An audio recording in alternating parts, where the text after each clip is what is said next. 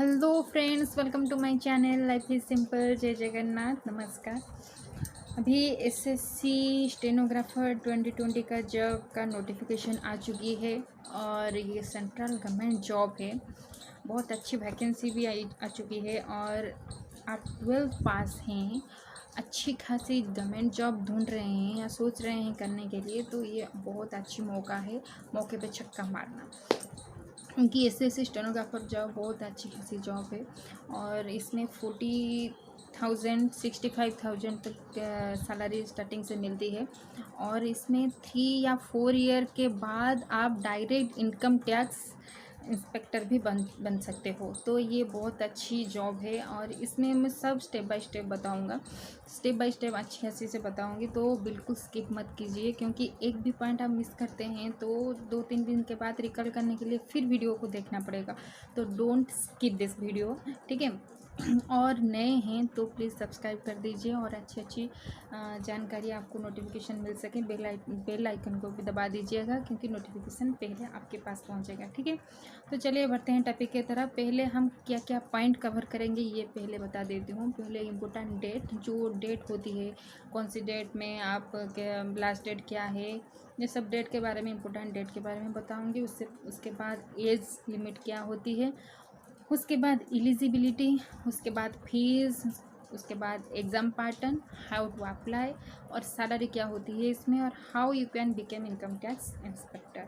ये सब पॉइंट को हम कवर करेंगे। तो पहले चलते हैं हम इम्पोर्टेंट डेट की तरफ। इसका डेट जो अक्टूबर 10 को स्टेनोग्राफर एप्लीकेशन जो नोटिफिकेशन निकला हुआ है, जो 3-4 दिन पहले नोटिफिकेशन मिला हुआ है, और उसके जो फॉर्म फिलअप का लास्ट डेट है वो है नवंबर 4 से पहले आपको फॉर्म फिल करना पड़ेगा। और नवंबर 4 तक, मुझे लगता है कि नवंबर 4 तक आप वेट मत कीजिए, क्योंकि उस टाइम पे सर्वर बहुत लोड हो जाता है। सभी ज़्यादा उस टाइम डालते हैं तो फॉर्म फिल करते हैं तो सर्वर बिल्कुल लोड हो जाता है। तो अभी पहले आप डाल दीजिएगा तो मुझे लगता है बहुत अच्छा होगा। तो उसके बाद चलते हैं, तो लास्ट डेट ऑफ जनरेशन चालन है नवंबर 8, और ऑनलाइन पेमेंट है लास्ट डेट नवंबर 6। ऑनलाइन पेमेंट जो होता है उसका लास्ट डेट है नवंबर 6, और ऑनलाइन चालन है नवंबर 8, ठीक है। और एप्लीकेशन फ़ीस जो ऑफलाइन होता है वो है नवंबर 10 एप्लीकेशन का लास्ट डेट, ठीक है।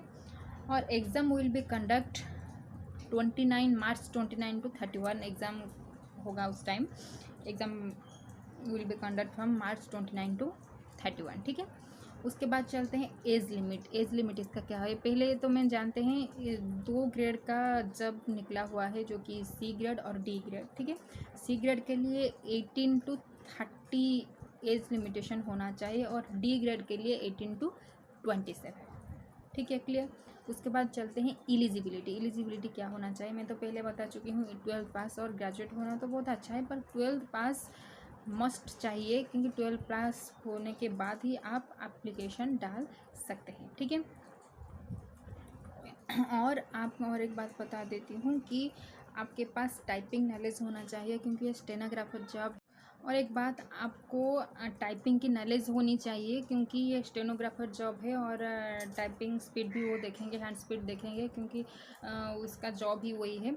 और आप एप्लीकेशन डालने के बाद भी आप सीख सकते हैं, प्रैक्टिस कर सकते हैं, पर कितना टाइम मिलेगा, आप कर सकते हैं या नहीं कर सकते हैं, तो अभी से ही शुरू कर दीजिए प्रैक्टिस करना। और नहीं जानते हो तो सीखना भी शुरू कर दीजिए, क्योंकि टाइपिंग स्पीड भी वहाँ देखा जाएगा। तो उसके बाद चलते हैं फीस की तरफ। फीस जो ये अनरिजर्व जो जनरल कैटेगरी होता है उनके लिए 100 रुपीज़ फीस होता है, और SC ST women ESM candidate के लिए नो फीस भरना नहीं पड़ेगा, ठीक है। फीस क्लियर हो गए। उसके बाद आती है एग्ज़ाम पैटर्न यहाँ ऐसा होता है कि वो कंप्यूटर बेस्ड एग्ज़ाम होता है, और एग्ज़ाम पैटर्न यहाँ का जनरल इंटेलिजेंस और रीजनिंग का 25 मार्क्स आती है। उसके बाद जनरल अवेयरनेस भी 25 मार्क्स आती है, क्वांटिटेटिव एप्टीट्यूड भी 25 मार्क्स आती है, और इंग्लिश लैंग्वेज कम्प्रेंशन भी 25 मार्क्स आती है। टोटल आती है। 200 मार्क्स की जॉब है और इसका टाइमिंग है 2 आवर। मुझे लगता है 2 आवर बहुत है, ठीक है 2 आवर ठीक है, क्योंकि आप पहले इंग्लिश लैंग्वेज और कंप्रेंशन को पहले ख़त्म करते हैं तो 1 या 45 आवर्स में। उसके बाद आप और जो general intelligence, reasoning, general aptitude, quantitative, वो भी मुझे लगता है 1 घंटे में कंप्लीट हो जाएगा। तो टाइमिंग ठीक है, टाइमिंग में आप ख़त्म कर सकते हैं। तो आप अभी से ही प्रिपरेशन कर दीजिए, ठीक है। और इसका नेगेटिव मार्किंग भी होती है, रॉन्ग आंसर के लिए 0.25 मार्क्स करती है, नेगेटिव मार्किंग होती है यहाँ पे, ठीक है। उसके बाद चलते हैं सैलरी। सैलरी कितना मिलती है इसका ग्रेड पे 3 टाइप्स की होती है। एक है 2400 और 4200 और 4600। आप 2400 के ग्रेड पे में ज्वाइन करते हैं तो आपको 40,000 पेमेंट मिलेगा। उसके बाद वो 4200 जो ग्रेड पे होती है उसमें आपको 55,000 सैलरी मिलेगा। मतलब 4600 ग्रेड पे में आपको 65,000 सैलरी मिलेगा। बहुत अच्छी खासी सैलरी है और आप बिल्कुल इसमें ज्वाइन कर सकते हैं, एप्लीकेशन डाल सकते हैं और आप अभी से ही प्रिपेयर कर दीजिए, ठीक है। उसके बाद चलते हैं, जानते हैं how you can became income tax inspector. आप कैसे इनकम टैक्स इंस्पेक्टर बन सकते हैं। इनकम टैक्स इंस्पेक्टर बनने के लिए आपको जो पहले आप ज्वाइन करते हैं और ज्वाइन करने के बाद इसमें डिपार्टमेंटल एग्ज़ाम होती है, ठीक है। डिपार्टमेंटल एग्ज़ाम जो होती है ईयरली या 2 ईयरली एग्ज़ाम होती है, उसमें पास आउट करके आप डायरेक्ट भी 3 ईयर्स के बाद आप इनकम टैक्स इंस्पेक्टर बन सकते हैं, ठीक है। उसके बाद चलते हैं हाउ टू अप्लाई। आप अप्लाई कैसे करेंगे, ठीक है। अप्लाई करने के लिए आपको www.ssc.nic.in को जाना पड़ेगा और वहाँ पे आपको आईडी खोलना पड़ेगा। आप पहले से ही फॉर्म फिलअप कर चुके हैं या डाल चुके हैं तो आपका यूज़र आईडी पासवर्ड है तो डायरेक्ट आप एंट्री कर सकते हैं, नहीं तो आपको न्यू अकाउंट खोलना पड़ेगा। जो यूज़र आईडी पासवर्ड के थ्रू आप वेबसाइट में एंट्री कर सकते हैं और आपको फॉर्म फिल, जैसे बेसिकली फॉर्म फिलअप होता है वैसे ही फॉर्म फिलअप करना है। और एक पॉइंट है इसमें, जो फोटोग्राफ चाहिए, उसमें जो फ़ोटो आपको डालना पड़ेगा वो उसके साइज़ जो मेंशन्ड है वहाँ पे उसी साइज़ में आपको डालना पड़ेगा।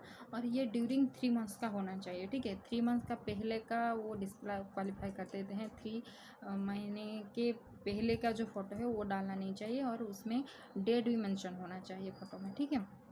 उसके बाद जो कास्ट सर्टिफिकेट होता है, जो कास्ट सर्टिफिकेट आपका हो तो ठीक है, नहीं हो तो आपको रिन्यू करना पड़ेगा। जो वो आपको नवंबर 4 से पहले करना चाहिए, क्योंकि जो वेरिफिकेशन होती है, जो इंटरव्यू होती है, वहाँ पे आप नवंबर 4 के बाद जो सर्टिफिकेट आपको दिखाएंगे उनको तो वो डिस्क्वालीफाई कर देंगे। हाँ जी, डिस्क्वालीफाई कर देंगे, क्योंकि नवंबर 4 का पहले वो मेंशन है वहाँ पे। नवंबर 4 के पहले आपको रिन्यू करना पड़ेगा, ठीक है। आप नवंबर 4 के पहले ही आपको जो कास्ट सर्टिफिकेट होता है उनको रिन्यू कर लो और बिल्कुल नवंबर 4 से बिल्कुल प्रिपेयर हो जाओ। आप यही कहना चाहूँगी, बिल्कुल प्रिपेयर ही हो जाओ, ठीक है। और मुझे लगता है सब पॉइंट में कवर कर दिया है। This was all about the job vacancies. और कुछ डाउट है तो बिल्कुल आप कमेंट सेक्शन में पूछ सकते हो, ठीक है। तो मिलते हैं नेक्स्ट वीडियो में बहुत अच्छी जानकारी के साथ। नमस्कार।